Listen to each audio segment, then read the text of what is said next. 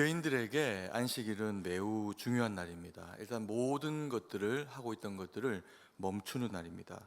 철저하게 멈추는 날입니다. 쉬는 것보다는 오히려 일하지 않는 것에 더 이제 방점을 두고 있는 그런 그 멈춤입니다. 그래서 안식일에 유대인들은 걸음의 숫자도 제한합니다. 2000규빗 정도 되는 거리밖에 그들은 움직이지 않는다고 합니다.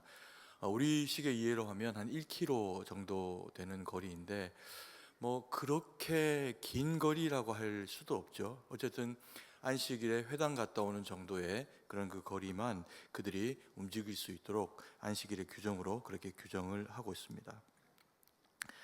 이런 최소한의 움직임을 가지되 생산과 관련된 어떤 것들도 전혀 하지를 않습니다. 그래서 음식을 먹기 위해 가지고 곡식을 베거나 이삭을 추수하거나 이런 것들도 전혀 일이기 때문에 할 수가 없는 사람들이 유대인입니다. 심지어는 이스라엘 백성들이 출애굽을 했을 때 그들은 광야에서 만나를 안식일에 줍는 것도 허용되지를 않았습니다. 그런데 놀랍지요. 그리스도인들은 안식일을 지키지를 않습니다. 왜 그럴까요? 우리는 우리에게 안식이 되어지는 그 날은 주님이 우리를 위해서 죽으시고 그리고 부활하신 주일이 우리의 영혼의 안식이 되는 날입니다. 그래서 우리는 이 주일을 안식일로 그렇게 이해하고 그렇게 보내게 됩니다. 때로 우리의 삶이 세상에서 많이 지치고 그리고 고단하게 될 때 우리 영혼이 하나님 앞에 예배를 드리기 위해서 교회 가운데 주일에 나오게 됩니다. 그러면 하나님이 우리를 만지시고 말씀을 주시고 또 우리의 기도를 들으시면서 우리로 하여금 마땅히 이 고난을 이겨내고 살아갈 수 있는 그 힘을 하나님이 예배를 통해서 주시지요. 그래서 우리는 이 주일의 예배가 참된 안식이다라고 그렇게 믿는 그런 그 사람들입니다. 그래서 오늘 이제 이 시간부터 제가 말씀을 전하면서 말씀하는 이 안식은 유대인들이 보내는 토요일의 안식일을 이야기하지 않습니다. 영적인 의미로 해석되어져서 주일을 우리가 보내는 하나님 앞에서의 안식으로 그렇게 주일날 예배를 안식으로 표현해서 그렇게 말씀을 전해드리도록 하겠습니다. 첫 번째로 우리가 이 안식의 의미를 돌아볼 때 주일 안식일은 일을 멈추고 안식하는 날이다 이렇게 이야기를 하고 있습니다. 2장 2절 말씀을 같이 한번 읽도록 하겠습니다.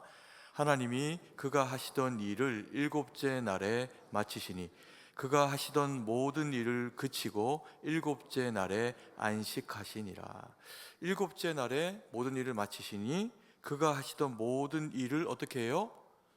그치고 일곱째 날에 안식하셨다라고 이렇게 이야기합니다. 그래서 이 안식일이 그치는 날이라는 겁니다. 멈춤이 있도록 그렇게 하신 날이라는 거죠. 여러분 브레이크가 없는 차를 타고 싶으십니까? 그런 분 없을 겁니다. 요즘 뭐 차들이 너무 좋아져 가지고 슈퍼카들 같은 경우에는 뭐 순간 속도가 400에서 한 500km 이상 나오는 그런 그 차들도 있다고 합니다. 근데 그런 그 멋지고 화려하고 빠른 그런 슈퍼카 같은 차들을 탔는데 만약에 가속 페달은 있는데 제어 장치가 없는 겁니다. 브레이크가 없습니다. 그러면 그 차는 달리는 걸까요? 뭘 하고 있는 걸까요? 아무리 빠르게 속도 있게 달려가도 그것은 목적지를 향해서 가는 것이 아니라 죽음 혹은 천국행 그런 이제 자동차가 되어져 버리고 말 겁니다. 그래서 빨리 달리는 자동차일수록 어떤 것이든 제어 장치가 더 중요하다라고 그렇게 할 수가 있습니다. 하나님께서 왜 사람에게 안식일을 주셨냐 보니까 첫 번째 뭐라고 했습니까? 멈춤, 그쳐서 멈추도록 하기 위해서 하나님이 안식일을 우리에게 허락하셨다. 성경이 그렇게 말씀을 하고 있습니다. 차만 아니라 사람도 달리기를 좋아합니다. 달리기 잘하는 사람은 뭐 지금도 보면 광화문 앞에서 사람들 여럿이 같이 뛰고 있을 겁니다. 그 달리고 뛰면서 힘들지만 숨을 헐떡이면서 그 달리는 중에 근육이 찢어지고 터지면서 몸이 더 건강해지는 그 쾌감이 있기 때문에 사람들은 달리는 것을 좋아합니다. 꼭 육체의 어떤 다른 박질만 달리기라고 이야기하지 않죠. 인생 자체도 달리기와 비교될 때가 있습니다. 그래서 사람들이 언제 달립니까? 꿈이 있을 때 달립니다. 또 우리 언제 달리죠? 명예를 가지고 싶을 때 자기의 삶을 거기다가 투영하면서 달립니다. 그리고 남보다 더 부유하고 싶고 부자가 되고 싶을 때 사람들은 그 부를 향해서 멈추지 않고 달립니다.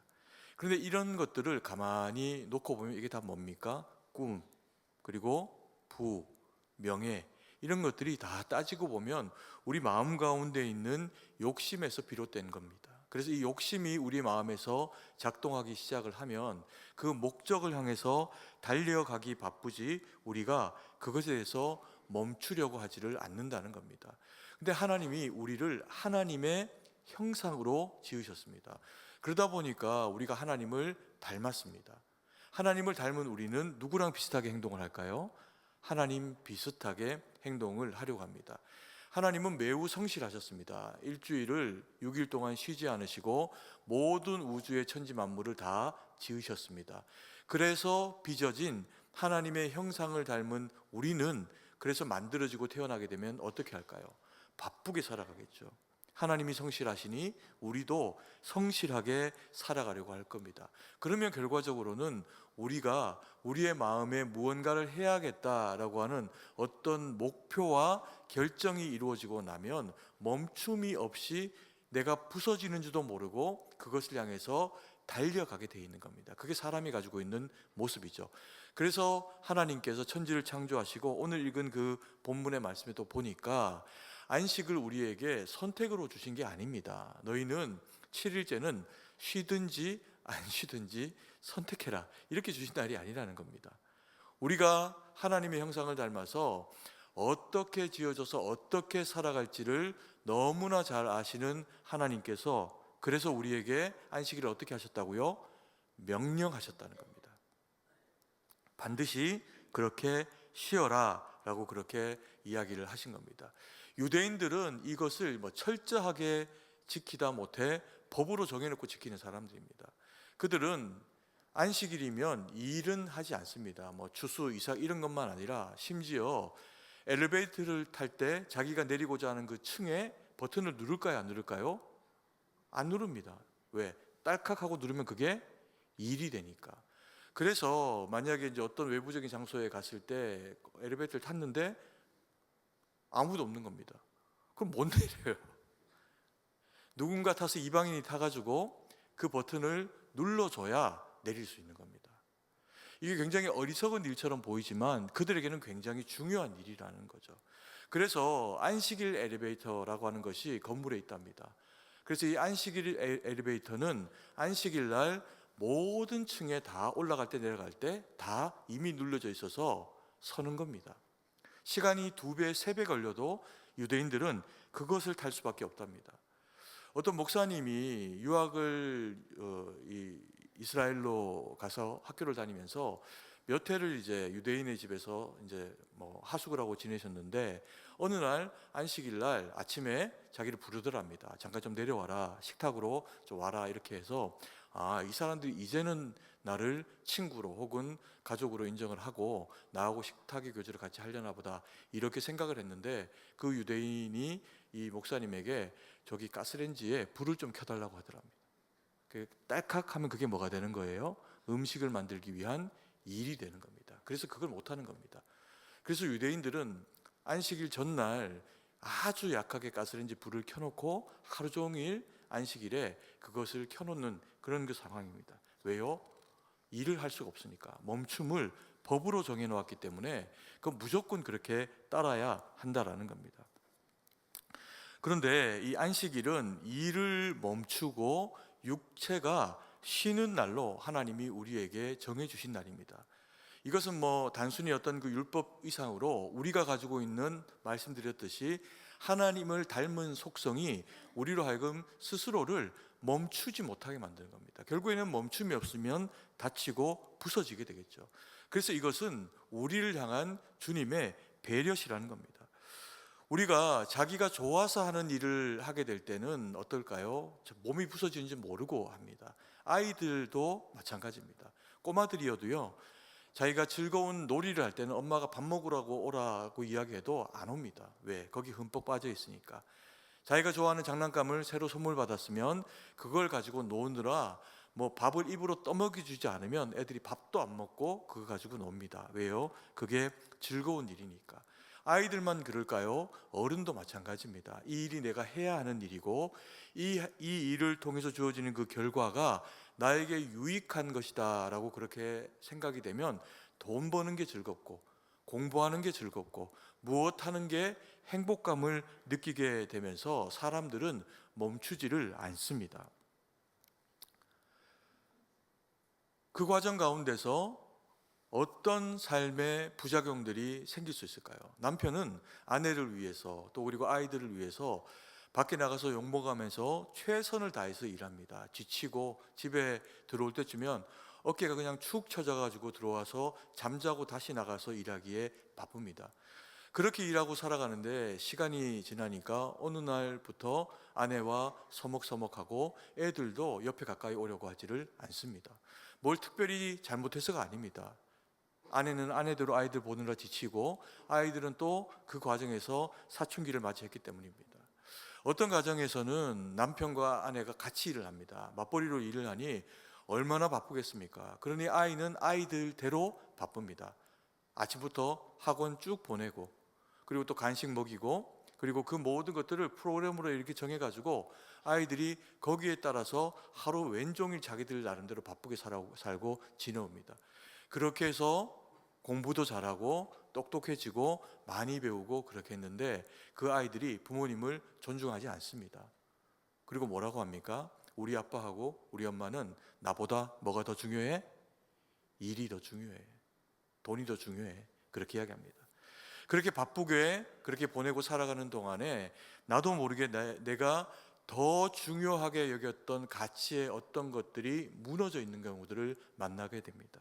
그때 뭘 해야 된다는 겁니까? 그때 멈춤을 배워야 된다는 겁니다. 다시 소중한 사람들을 돌아보고 내가 더 중요한 일을 하느라 놓치고 있는 부분들이 어떤 것들이 있는지, 내 아내와 남편의 그리고 자녀들의 그런 그 삶 가운데 무엇이 필요한지 이런 부분들을 우리가 돌아보고 점검하는 멈춤이 필요하다는 겁니다.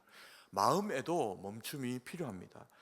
건강한 마음의 그 자아를 가지고 있는 사람들은 자기 관리 능력이 뛰어난 사람들입니다. 이런 사람들은 열심히 할 땐 하지만 또 마음의 멈춤, 마음의 부담을 주지 않는 이 쉼을 지혜롭게 잘하는 사람들입니다.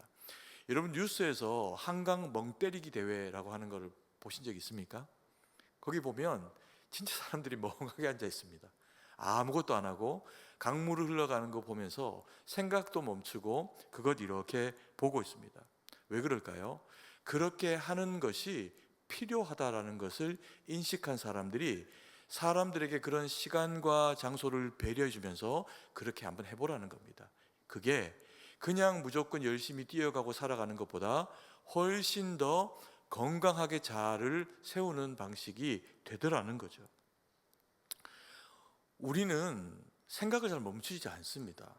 여러분의 뇌가 멈춰 있는 것을 발견할 때가 있습니까? 가끔 우리가 진짜 정말 아무 생각 없이 멍하게 있을 때 그럴 때가 있지만 그때는 내 인생에 내가 감당 못할 사건 사고가 터져가지고 내 생각이 멈출 수밖에 없을 때 그때 정도가 우리가 뇌가 멈춰서 생각을 안 하고 있지 우리의 뇌는 언제나 생각하고 있습니다. 그것도 바쁘게 생각하고 있습니다. 이 생각으로 분주하게 남편 생각, 아내 생각 그렇게 바쁘게 그렇게 생각하고 있다가 내가 이러면 안 되지. 생각 멈추면 다른 생각이 들어옵니다. 친구 생각, 자식 생각 여러 가지 생각들이 우리의 머릿속을 비집고 들어오면서 뇌는 쉬지를 못합니다.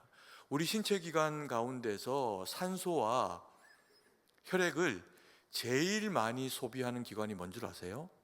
뇌입니다. 뇌. 끊임없이 생각하고 끊임없이 무언가를 가늠해보고 그리고 되어지지 않는 일, 되지 않은 일까지도 머릿속에서 다 이루어 볼 수 있는 것이 우리 뇌가 가지고 있는 그런 그 능력입니다.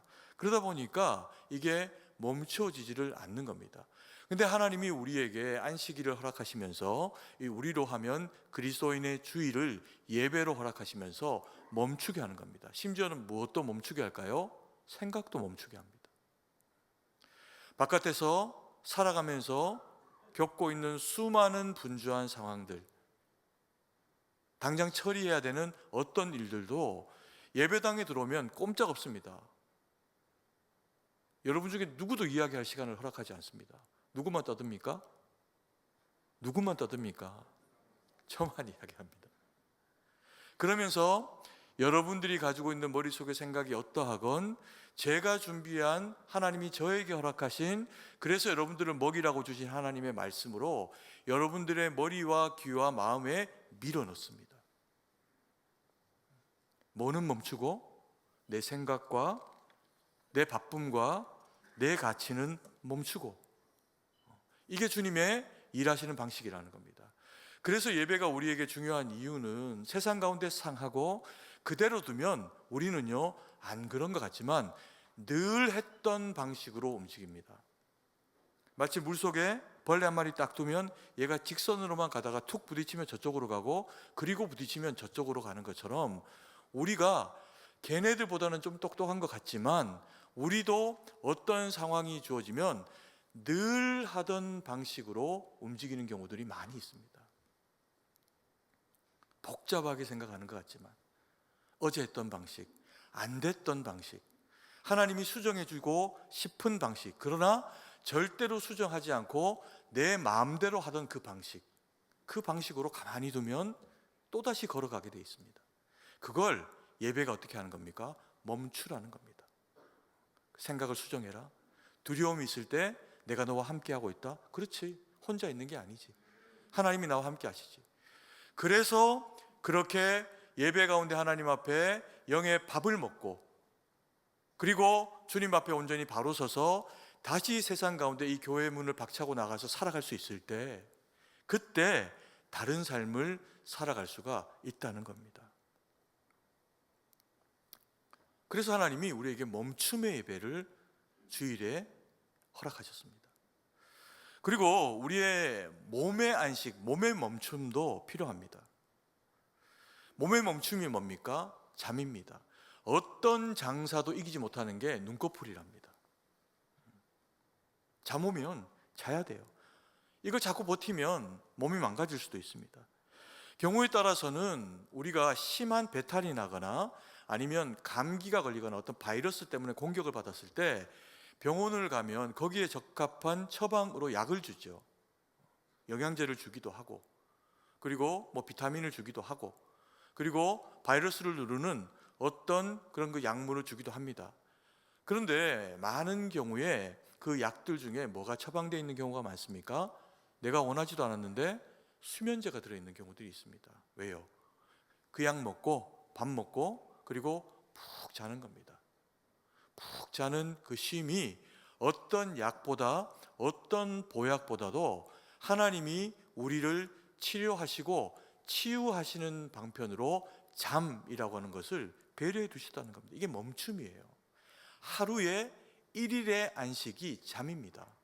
그래서 우리는 이 잠이라는 것을 반드시 가져야 되고, 이 잠은 우리의 육체와 영혼의 내부 정비가 이루어지게 해서 몸도 다시 회복할 뿐만 아니라 때로는 자고 일어났더니 떠오르는 해를 보면서 마음이 다시금 살아나게 되는 그런 그 경험을 하기도 합니다. 그래서 이 멈춤이 그만큼 중요하다는 겁니다. 그리고 두 번째, 이 주일, 이 안식의 예배는 일을 그치고 복이 되게 하는 날입니다. 일을 그치고 뭐가 되게 한다고요? 복이 되도록. 2장 3절 말씀을 같이 한번 읽습니다. 하나님이 그 일곱째 날을 복되게 하사 거룩하게 하셨으니 이는 하나님이 그 창조하시며 만드시던 모든 일을 마치시고 그날에 안식하셨음이니라.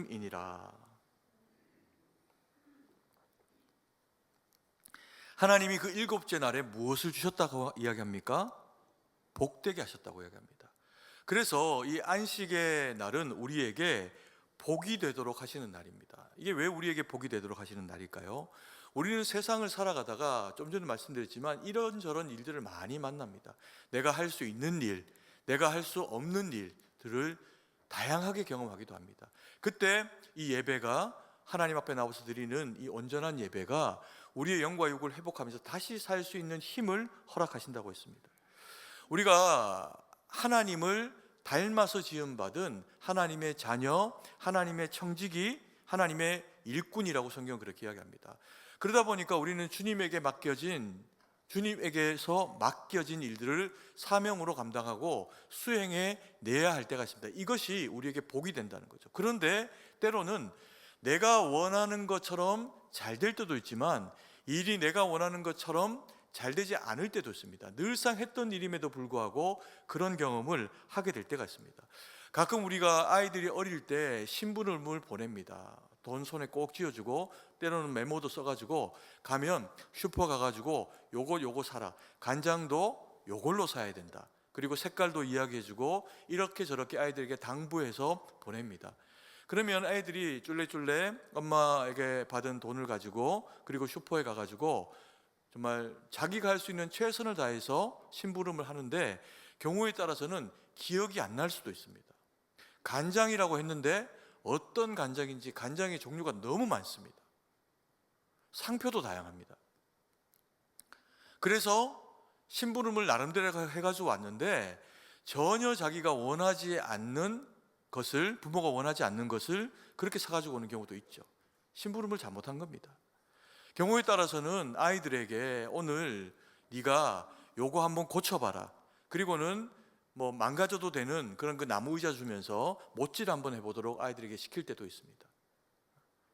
또는 설거지 한번 해봐라, 그렇게 할 때도 있죠. 그러면 못을 안 때리고 지 손가락을 때려놓는 경우도 있고, 설거지를 했는데 해놓은 것보다 어질러 놓은 게 더 많고, 그리고 또 그릇도 한 2개 깨먹는 경우도 있습니다. 그러면 어떻게 합니까? 부모님이 그것을 방치하는 것이 아니라 아이들이 저질러 놓은 그런 그 일들을 다 정리를 하면서 못질 잘못한 의자는 다시 못 빼가지고 본드칠도 하고 거기에 못을 박아주면서 이렇게 하는 게 제대로 하는 거야 라고 하는 걸 가르칩니다. 그리고 설거지도 다 정리해주고 미숙한 것을 인정해주고, 그리고 깨진 그릇이 있으면 다 치워줘서 다치지 않고 다음에 또 즐겁게 할 수 있도록 혼도 내지 않습니다. 그리고 잘못 사온 물건이 있으면 어떡할까요?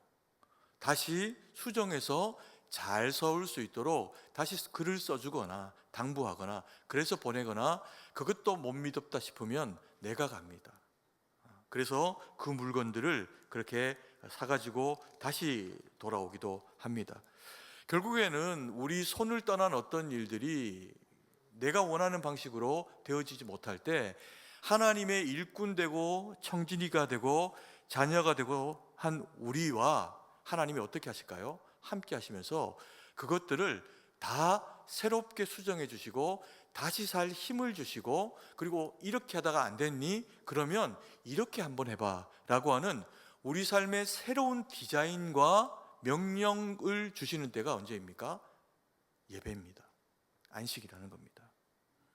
그래서 우리가 예배를 드리러 오면 때로는 그럴 때가 있습니다. 인생에 막 복귀고 또 당장 돌아가서 해야 할 일처리들을 생각을 하면 마음이 무겁습니다. 통장의 잔고를 생각하고 현실의 문제들을 생각을 하면 마음이 막 부대끼고 이걸 뭐 어떻게 해야 될지 모르는 그런 그 답답함들이 있을 때가 있습니다.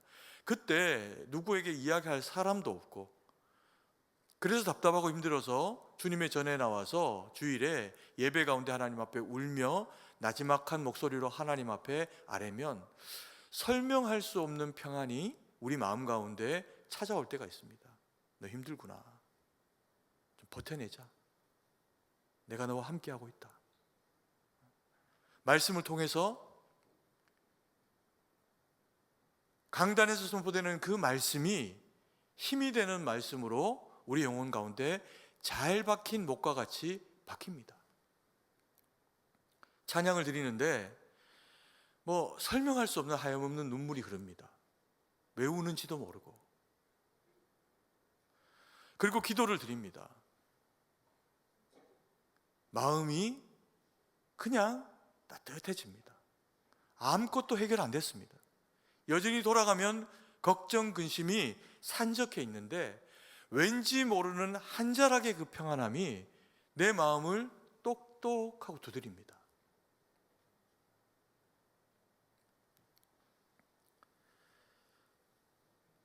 이게 예배 가운데 하나님이 우리에게 허락하시는 은혜요, 그 은혜는 안식입니다. 이걸 이스라엘 백성들은 너무 잘 알고 있었어요. 그들이 포로되어 잡혀갔다가 돌아온 이스라엘 땅에 와보니까 성벽은 뭐 다 허물어졌고 쌓았는데 원수들이 놀립니다. 그 여우가 올라오도 넘어지겠다. 뭐 성벽이 그 모양이니 성전은 어떻겠습니까? 보수하고 회복해도 다윗 시절의 그 영광스러운 성전을 흉내낼 수도 없습니다. 그런데 그럴 때 느헤미야가 이스라엘 백성들을 다시 격려합니다. 느헤미야 8장 10절 말씀을 같이 한번 읽겠습니다. 느헤미야가 또 그들에게 이르기를 너희는 가서 살찐 것을 먹고 단 것을 마시되 준비하지 못한 자에게는 나누어 주라. 이날은 우리 주의 성일이니 근심하지 말라. 여호와로 인하여 기뻐하는 것이 너희의 힘이니라 하고, 여호와로 인하여 기뻐하는 것이 너희의 힘이다. 느헤미야는 안 겁니다. 그리고 이스라엘 백성들도 안 거예요. 그래서 느헤미야 지도자의 이야기에 동의한 겁니다. 여전히 힘들고 내 것 챙기기도 바쁜데 없는 사람을 챙겨가면서라도 예배를 기뻐하고 예배 가운데 선포하시는 하나님의 말씀에 순종하는 것이 당장 떼거리가 없어도 하나님의 백성들이 사는 방식이더라.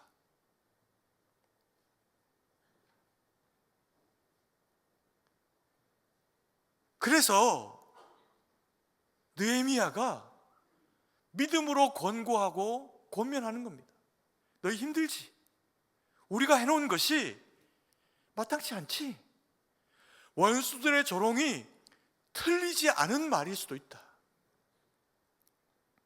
그런데 그 조롱보다 여호와를 기뻐하는 것이 우리의 힘이다. 왜요? 내가 아무리 힘들어도, 원수가 아무리 조롱해도 주가 지켜내시면 지켜내고, 이스라엘 백성들이 더 화려한 성전에서 금방패 들고 있을 때도 그들의 마음이 여호와를 떠나서 참된 안식을 잊어버렸을 때 하나님의 도우심의 성령의 은혜의 역사가 그 민족과 그 나라 가운데 나타나지 않으니 방패도 없고 성전도 불타 없어져 버리게 됩니다.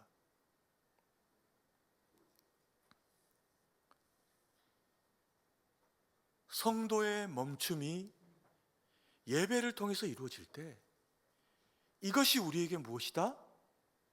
예배가 너희의 힘이다. 예배를 통해서 하나님을 즐거워하는 것이 너희의 무엇이다? 힘이다.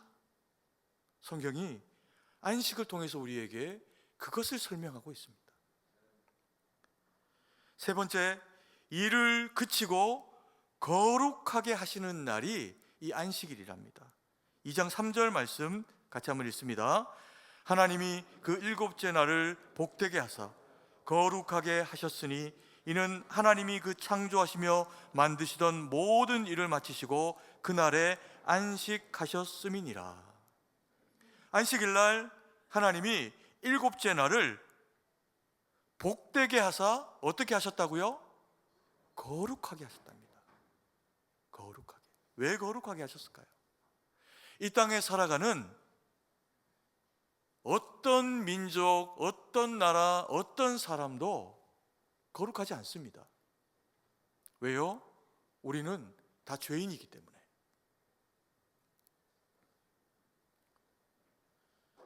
그래서 하나님이 이스라엘 백성들을 따로 불러 모으고 그들로 구별되게 하시면서 그들에게 말씀이 주어지는 백성들이 되게 하십니다. 그리고 말씀하세요. 내가 거룩하니 너희도 어떻게 하라? 거룩하라. 그래서 하나님이 거룩하신 것을 알고 믿고 하나님의 말씀을 받아 하나님 때문에 거룩해지기로 결정하고 다짐한 이스라엘 백성들을 하나님이 거룩하게 하십니다. 너희는 거룩한 민족이다. 이것을 언제 이스라엘 백성들이 누리게 하신다고요? 안식일 날 일을 멈추고 하나님 앞에 서서 세상 모든 근심과 염려를 다 내려놓고 그 안식일에 하나님 말씀 받으면서 그들이 주님 앞에 다시 거룩한 민족이 되게 하십니다. 날마다 우리는 예배를 통해서 하죠. 주일에 주님 앞에 온전히 드리는 이 예배를 통해서 우리 영혼이 하나님의 거룩한 말씀으로 채워지게 하십니다. 그런데요, 우리는 아무리 이 땅에서 거룩해도 어떤 직분에 어떤 직책에 세상에서 무엇을 하고 살아가도 이 땅에서 영원히 살 수 있는 사람은 아무도 없습니다. 모두가 다 거쳐야 되는 하나의 관문이 있는데 이 땅에 온 사람은 다 돌아가면서 죽음이라고 하는 관문을 거치게 되어 있습니다. 그런데 어떤 사람들은 그 죽음이라고 하는 관문이 영원한 형벌이 됩니다. 지옥이 됩니다. 다시 거기에서 빠져나올 수 있는 희망이라고는 1도 없는 지옥. 그래서 거기가 지옥인 겁니다. 나올 수가 없어요. 영원한 형벌 가운데 죽지도 않아. 영원히 사는데 사망 가운데 살아. 그게 지옥입니다. 근데 놀랍고 감사하게 우리에게 하나님이 그 심판과 사망을 향해서 가는 문을 막으시고 새로운 문을 하나 열어주셨어요. 예수님 믿는 우리에게. 우리가 주님의 양이니 주님이 친히 양의 문이 되어주십니다. 그래서 이스라엘 백성들이 출애굽할 때 이스라엘 백성들의 집에는 다 문설주와 좌우 임방에 뭘 발랐습니까? 어린 양의 피를 발랐어요. 그리고 그 피를 본즉 죽음이 옆집으로 넘어갔습니다. 우리가 예수 그리스도를 생명의 구주로 받고 나의 주로 모시고 살아가는 모든 주의 백성들은 내가 예수 그리스도라고 하는 그 문을 통과할 때 주님의 거룩한 피가 내 온몸을 바릅니다. 그게 성경이 뭐라고 이야기합니까? 그게 거룩이래요. 예수님은 내 모든 죄를 담당하기 위해서 채찍질 당하고 옷 벗기움을 당하고 침 뱉음을 당하고 십자가에 걸려서 물과 피를 쏟으시고 죽으셨어요. 그게 거룩이랍니다. 왜요? 우리의 거룩을 이루기 위해서 희생하신 거룩이라는 거죠. 그리고는 우리를 위해서 그 죽음에 더 이상 머물러 계실 수가 없었습니다. 그래서 장사한 지 4일 만에 부활하셨어요. 그게 주일입니다. 그래서 우리는 사실 매주 부활을 경험하는 겁니다. 매주가 부활절입니다. 내가 죽고 그리스도가 사시는 것. 세상의 모든 것들은요, 죽음과 함께 사라집니다.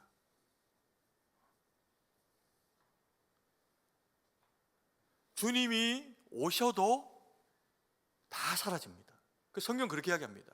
너희가 디디고 있는 땅의 체질이 풀어질 것이다. 세상이 바뀐다는 거예요. 근데 그게 꼭 예수님이 오셔야만 그렇게 되는 게 아니라 우리의 이 땅에서의 이 생명이 다하는 그 순간에도 우리의 눈앞에 모든 것은 다 사라집니다. 그리고 우리는 영원한 하나님의 나라에 들어가게 됩니다. 안식은, 잠은, 예배는 우리에게 이 땅이 영원한 것이 아니라는 것을 가르쳐주는 주님의 거룩한 장치입니다. 그래서 우리가 열심히 이 땅 살다가 하나님의 품에 안길 때 영원한 하나님 앞에 죄가 다 씻김이 받고 완전히 거룩해진 형태로 주님 앞에 서게 된다는 겁니다. 그게 성도의 죽음이에요.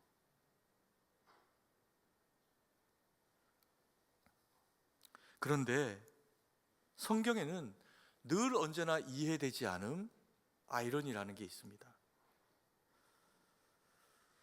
우리가 안식할 때 이스라엘 백성들이 안식일에 우리에게 다 쉬라고 하셔놓고 쉬지 못하는 분이 계십니다. 누굴까요? 하나님. 안 쉬십니다. 우리에게 쉬라 하시고 일하십니다. 예수님은 어떻게 하셨을까요? 여러분, 베데스다 연못에 38년 된 병자 이야기 들어보셨죠? 그가 38년 동안 병에 시달립니다. 그리고 그 연못에 물이 동하게 될 때 가장 먼저 들어가는 사람이 병을 고침받는다라는 그런 전설이 있어서 거기서 기다리고 있습니다. 그런데 여러분 생각해 보십시오. 38년 된 병자가 기다리고 있다가 얼마나 몸이 안 좋으면 38년이나 그러고 있었겠습니까? 그리고 물이 동하면 먼저 들어갈 수 있었을까요? 밟혀 죽었을 겁니다, 아마. 그런데 예수님께서 그를 찾아오십니다. 그리고 진정한 베데스다가 되어주십니다. 예수님께서 말씀하시고 그의 그 병을 고쳐주시면서 내 침상을 들고 가라고 하세요. 그래서 그 사람이 들고 갑니다. 근데 그게 문제가 돼요. 왜? 유대인들이 어떤 한 사람이 보니까 자기가 걸어야 될 2000규빗 훨씬 넘는 거리를 걸어서 자기 집으로 가고 있는 겁니다. 너 어디 가니? 내게 이것을 고쳐주신 분이 가라고 해서 나는 가는데요. 안식일에 하지 못할 걸음을 걷고 안식일에 하지 말아야 될 일을 한 분이 있다는 겁니다. 예수님이죠. 그래서 예수님에게 따집니다. 어째서 멀쩡한 날 월화수금 다 놔두고 안식일에 사람을 고치느냐. 죄를 지었다는 겁니다. 안식을 범해서. 그때 예수님께서 이렇게 말씀하세요. 요한복음 5장 16절 말씀입니다. 같이 한번 읽습니다.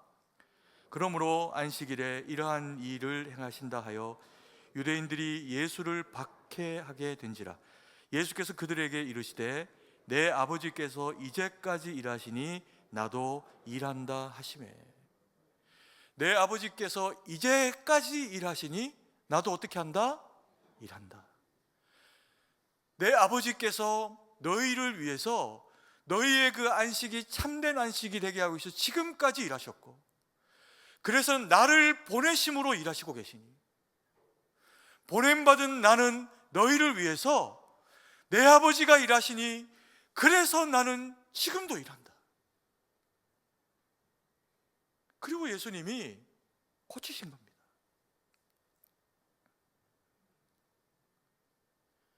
여러분 안식일에, 여러분 주일에 우리는 멈춥니다. 멈추라고 하셨으니까. 예배로, 하나님의 말씀으로 분주한 우리의 마음의 생각들을 벗어버리고 주님이 우리를 새롭게 디자인해 주시는 하나님의 말씀으로 채우고 회복되고 그리고 다시 힘을 내고 그리고 살아갈 새 힘을 예배를 통해서 하나님 앞에서 누림으로 받습니다. 그런데 이때 우리의 심 가운데 일하시는 분이 계세요. 누구실까요? 성령 하나님이십니다.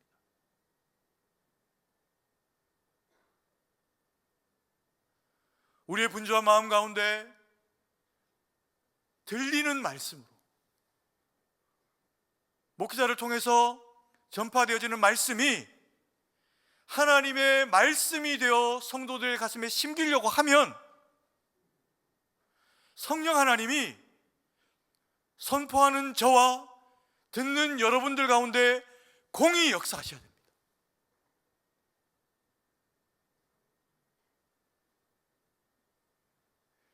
여러분이 하나님 앞에 찬양 올려드릴 때 영광 가운데 임재하신 하나님이 그 찬양을 받으시고, 내 딸아, 내 사랑하는 아들아, 내가 너와 함께 하고 있다, 그 찬양을 영광 중에 받으실 때 그게 하나님 앞에 올려드리는 찬양이 되는 겁니다.